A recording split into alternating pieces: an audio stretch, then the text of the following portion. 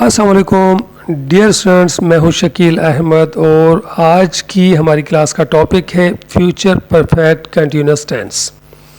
Students, जैसा कि हम जानते हैं कि ऐसे तमाम सेंटेंसेस जिनमें किसी भी काम के मुस्तकिल जारी रहने का जिक्र हो और साथ ही साथ वक्त और मुद्दत का तयन भी हो, ऐसे तमाम जुमलों के लिए हम इंग्लिश में परफेक्ट कंटिन्यूअस टेंस यूज़ करते हैं।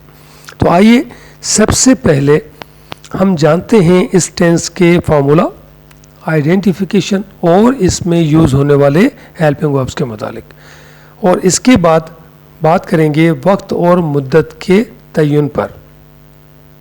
लेकिन इससे पहले एक बात ज़रूर कहना चाहूँगा कि अगर ये वीडियो आपको पसंद आए तो लाइक और कमेंट ज़रूर कर दीजिएगा, और अगर आप हमारे चैनल E.English पर नए हैं और अभी तक आपने हमारे चैनल को सब्सक्राइब नहीं किया तो सब्सक्राइब ज़रूर कर दीजिएगा, और साथ ही साथ बेल आइकन को भी प्रेस कर दीजिएगा ताकि आप हमारी आने वाली नई वीडियोस के नोटिफिकेशन बर वक्त मौसूल कर सकें और आपकी इंग्लिश मज़ीद बेहतर हो सके।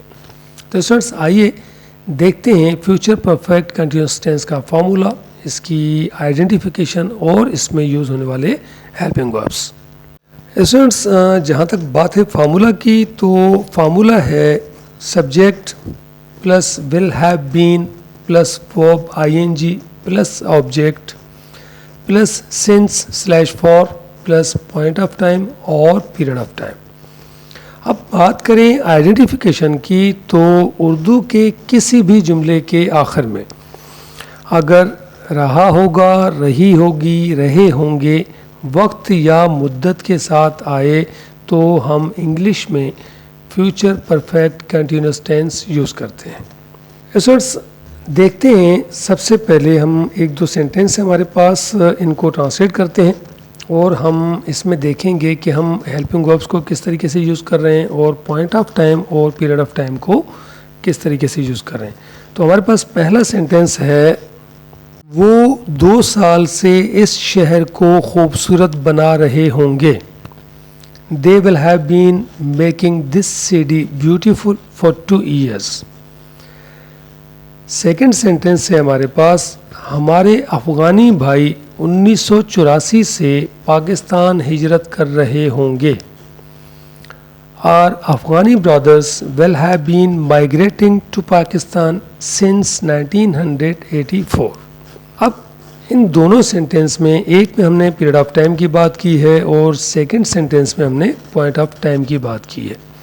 देखिए, पॉइंट ऑफ टाइम और पीरियड ऑफ टाइम को समझना बहुत ही आसान है। जैसे हमने पहले सेंटेंस में बात की कि वो 2 साल से इस शहर को खूबसूरत बना रहे हैं, हमने 2 साल की बात की, मीन्स कि हमने वक्त बताया 2 साल का टाइम।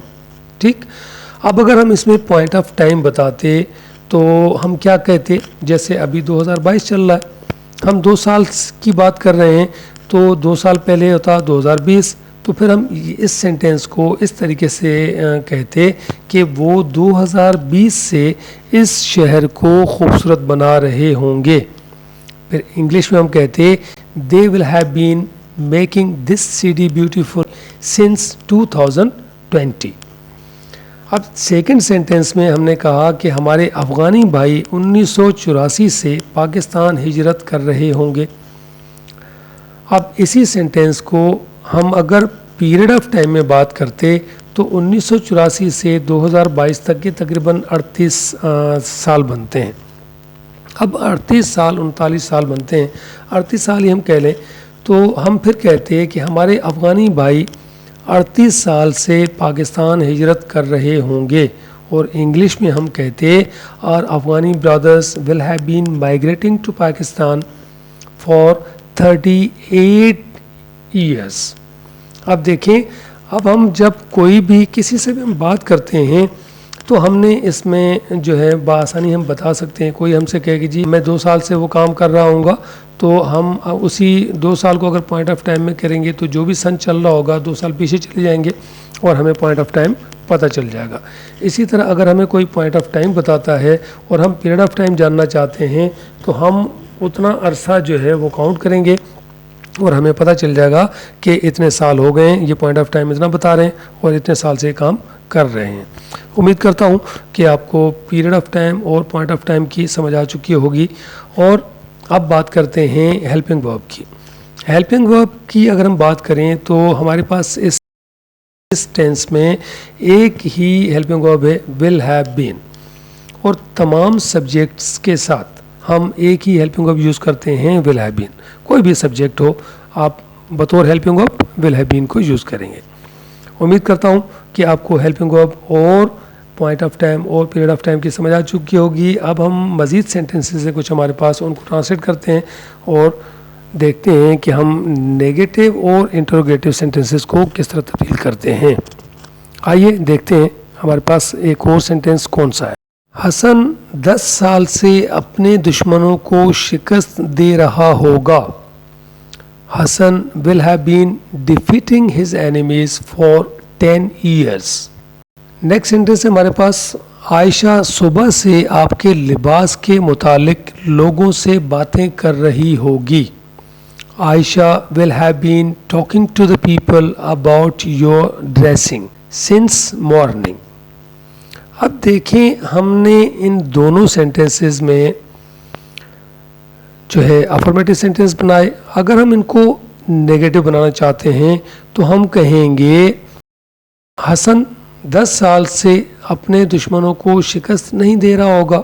तो हम सिर्फ क्या करेंगे, पहला हेल्पिंग वर्ब जो है हमारा विल, उसके बाद नॉट लगा देंगे, हैव बीन अपनी जगह मौजूद रहेगा और सेंटेंस बन जाएगा, Hasan will not have been defeating his enemies for 10 years।